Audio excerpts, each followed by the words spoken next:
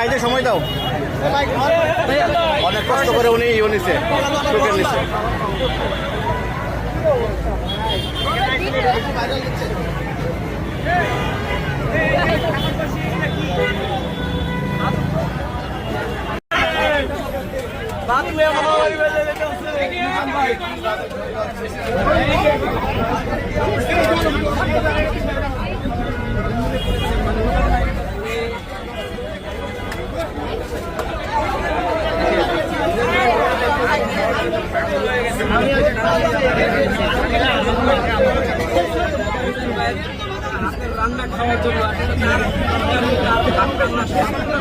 খাইতে সময় দাও।